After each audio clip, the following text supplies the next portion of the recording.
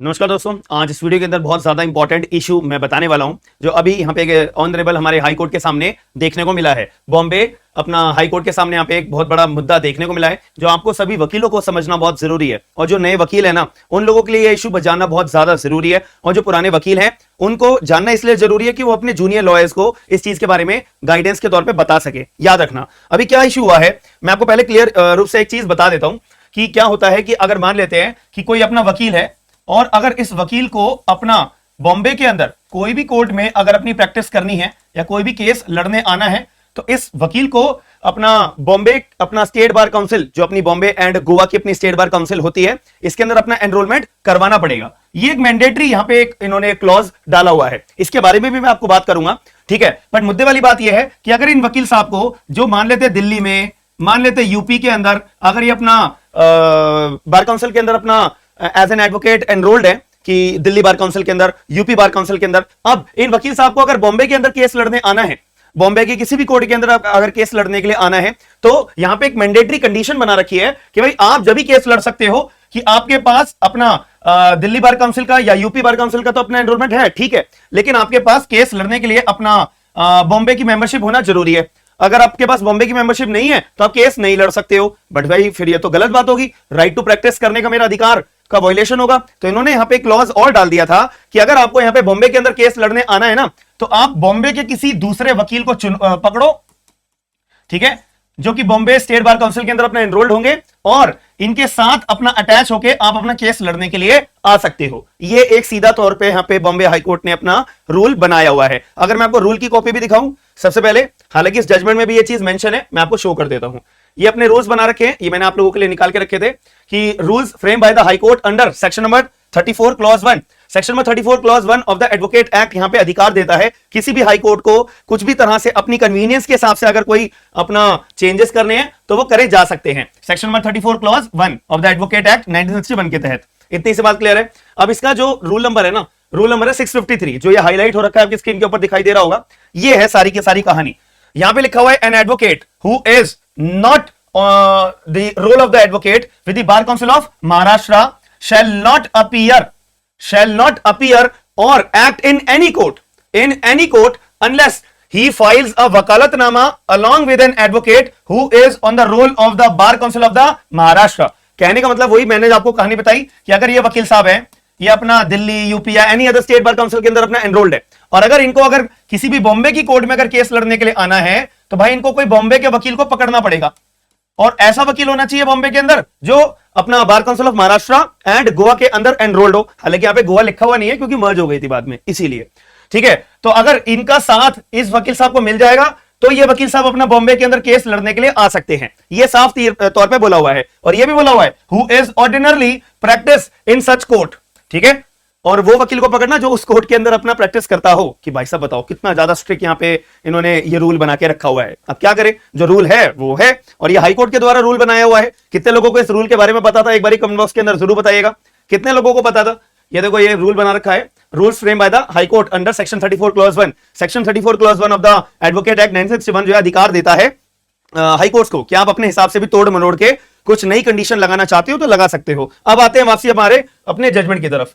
Judgement के अंदर भी यही बात को रेफर करा गया था। अब जजमेंट का नाम मैं आपको बता देता हूं अभी कि मोइनुद्दीन गोल्डर एप्लीकेंट थे वर्सेस स्टेट ऑफ महाराष्ट्र। हालांकि ये जो पिटीशन है 2022 की है, लेकिन ये जो ऑर्डर पास करा गया है ये 13 मार्च 2024। बहुत लोग बोलते हैं कि सर आप पुराना ऑर्डर दिखा रहे हो, हमारे को आपने डेट नहीं दिखाई है। तो देखो साफ साफ डेट भी दिखा रहा हूं, 13 मार्च 2024 को, ठीक है। तो ये बात अपनी कहानी कहां से आई, यहां पे मैं आपको पहले अपना मुद्दा बता देता हूं। मुद्दा यह था कि एक वकील साहब के द्वारा बॉम्बे हाई कोर्ट के अंदर अपेयर हुए थे, ठीक है। बॉम्बे हाई कोर्ट के अंदर एक अपियर हुए थे। मैं पूरी कहानी बता देता हूं, कहानी आपको समझाने से समझ में आ जाएगा कि एक ये व्यक्ति था, ये वकील थे अपना यूपी के अंदर, ये वकील थे अपना यूपी के अंदर, ये आए अपना बॉम्बे के अंदर एक बेल एप्लीकेशन का सुनवाई करने के लिए।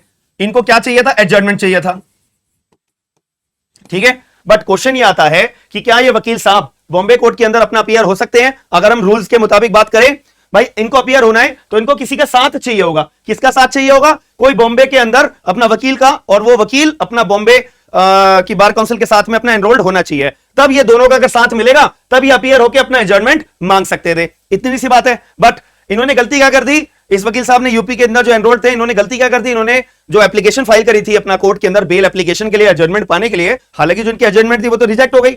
दूसरी बात ये निकल के आई कि भाई पहली बात तो ये यूपी के और इनका जो वकालतनामा है वो किसी भी एडजॉइन करके ऐसे वकील के साथ में नहीं डाला हुआ है जो अपना महाराष्ट्र के बार काउंसिल के साथ में एनरोल्ड होगा। तो दूसरी गलती ये करी इन्होंने, ठीक है। और इस वजह से इन्होंने बोला कि जो हमने रूल्स बना रखे हैं ये इसका वायलेशन करा है। और जो हाईकोर्ट साहब थे, बॉम्बे हाईकोर्ट के अंदर जो जज साहब थे, इन्होंने क्या करा, इन्होंने जो बार काउंसिल थी ना मेरी, bar council of Bombay, bar council of Bombay and Goa, इनको रिकमेंड करा कि भाई इस व्यक्ति के ऊपर आप क्या चलाओ, अपना एप्रोप्रिएट एक्शन लिया जाए, या तो इनका लाइसेंस सस्पेंड करा जाए। हालांकि यह भी बात सामने आई थी कि जो ये वकील साहब थे यूपी के, जो अपना एनरोलमेंट थे, इनका जो बार काउंसिल का जो अपना जो एनरोलमेंट था वो भी एक्सपायर हो चुका था 2022 के दिसंबर के अंदर, ठीक है। और जब आपका एनरोलमेंट एक्सपायर हो गया तो आप वकालत कैसे कर रहे हो? तीसरी गलती यह करी गई। तो इस वजह से ये सारी गलतियां पकड़ी गई थी और ये सारी और रूल्स का अपना वायलेशन करा गया था कि भाई हम हाई कोर्ट है, section number 34 clause 1 of advocate act 1961 के तहत हमने रूल्स फ्रेम करे हैं और रूल नंबर 653 के अंदर ये साफ साफ लिखा हुआ है, तो आप कैसे वायलेट कर सकते हो यार हमारी बात का उल्लंघन आप कैसे कर सकते हो? इसी वजह से हाईकोर्ट ने स्ट्रिक्ट एक्शन लेते हुए कहा है कि अगर आपको बॉम्बे के अंदर केस लड़ने के लिए आना है और आप किसी बॉम्बे के अलावा किसी अन्य स्टेट बार काउंसिल के अंदर एनरोल्ड हो, तो उसके लिए आपको एक वकील का साथ चाहिए होगा। उस वकील का साथ चाहिए होगा जो वकील बॉम्बे के अपना बार काउंसिल के अंदर एनरोल्ड होगा। दोनों का साथ मिला के अब यहां पे जो है आप अपना केस लड़ सकते हो। अगर आपने ये नहीं करा तो आपका जो है हम लाइसेंस सस्पेंड करने का ऑर्डर बार काउंसिल को देंगे, याद रखना। और भी कोई अप्रोप्रिएट एक्शन लिया जाएगा कि आप 2 सालों के लिए, 1 साल के लिए बाढ़ के जाते हो प्रैक्टिस करने के लिए, ये भी कर सकते हैं भाई। अप्रोप्रिएट एक्शन में ये भी लिया जा सकता है, ठीक है। चलिए, ये बात सामने आई थी। अब यहां पे मैं मामला बता देता हूं। ये मोटा मोटा मामला था। अब आपको अगर जजमेंट के बेसिस पे अगर मैं बात करूं, जजमेंट में थोड़ी टेक्निकल बातें भी है, मैं आपको बता देता हूं। जो ये यूपी वाले वकील थे ना, ठीक है, और एक और वकील थे। ये थे यूपी वाले वकील जिनके द्वारा अपना बेल की एप्लीकेशन फाइल करी गई थी कोर्ट में, और ये थे अपने बॉम्बे वाले वकील, ठीक है, ये थे अपने बॉम्बे वाले वकील। अब क्या हुआ था, इन्होंने भी एक एक्यूज पर्सन था जिसका नाम हमने अभी यहां पे पढ़ा, ठीक है, यहां पे हमने अभी केस के अंदर पढ़ा था ना, ये एक्यूज है। अब क्या हुआ था, इन वकील साहब ने भी अपनी एक बेल एप्लीकेशन डाल रखी थी एक्यूज को बेल दिलाने के लिए, और बेल ग्रांट हो गई थी, बेल अपनी ग्रांट हो गई थी नवंबर 2022 के अंदर, नवंबर 2022 के अंदर बेल ग्रांट हो गई थी। और अब क्या हुआ, इन वकील साहब ने भी अपनी बेल की एप्लीकेशन डाल दी थी भाई, इन्होंने भी बेल की एप्लीकेशन डाल दी, किसके भी पे, इस एक्यूज के लिए। अब एक बात क्वेश्चन ये आता है कि क्या एक एक्यूज के लिए 2 एप्लीकेशन फाइल हो सकती है बेल की? मेन पॉइंट ये आया, इसी वजह से सारी कहानियां निकल के आई कि हाँ भाई तुम यूपी के हो और तुमने बॉम्बे के वकील के साथ में एनरोल्ड ज्वाइन होके आपने एप्लीकेशन फाइल करी है, नहीं करी है, और आपका जो एनरोलमेंट ऑलरेडी कैंसिल है, एक्सपायर्ड है, तो आप वैसी प्रैक्टिस नहीं कर सकते थे, तो आपने फिर भी बेल एप्लीकेशन लगा दी। कैसे लगा दी? सारी बातों को ध्यान में रखते हुए ये कहानी सामने आई। और ये सारी कहानी किसके द्वारा लाई गई थी? ये पीपी के द्वारा लाई गई थी। पीपी ने सबमिट करा कि जज साहब जो एप्लीकेंट है उसको ऑलरेडी बेल ग्रांट हो चुकी है बेंच के द्वारा, जज साहब के द्वारा। डेट क्या बता रखी है? नवंबर 2022 में, ठीक है। और एक वकील साहब ने एप्लीकेशन लगाई थी 3 फरवरी को 2022 में, दूसरी एप्लीकेशन 19 अगस्त 2022 में लगाई गई। तो मैंने क्या कहा कि क्या एक ही एक्यूज के लिए, एक ही क्राइम के लिए दो अन्य कोर्ट के सामने बेल एप्लीकेशन फाइल करी जा सकती है क्या? बिल्कुल नहीं करी जा सकती। कोर्ट ने भी इसको सीरियस एक्ट माना, ठीक है। मैं वकील साहब का नाम आपको डिस्क्लोज नहीं करूंगा, ठीक है, आप लोग जजमेंट ये रेफर कर लेना। ये 13 मार्च 2024 का जजमेंट मैं आपको बता रहा हूं, ठीक है। हालांकि केस जो लिस्ट हुआ तो 2022 का है, याद रखना मेरी बात। हियरिंग अभी चल रही थी क्योंकि बेल ग्रांट हुई है ना, केस तो अपना चलता रहेगा, ठीक है। एक्यूज को बेल ही तो ग्रांट हुई है, तो केस की हियरिंग के दौरान ये बात पकड़ में आई, वकील साहब के द्वारा जो करी गई थी, ठीक है। और जब वकील साहब से क्वेश्चन करा गया, हाँ जी भाई आप कौन से कोर्ट के हो? जी मैं कौन से कोर्ट का हूं?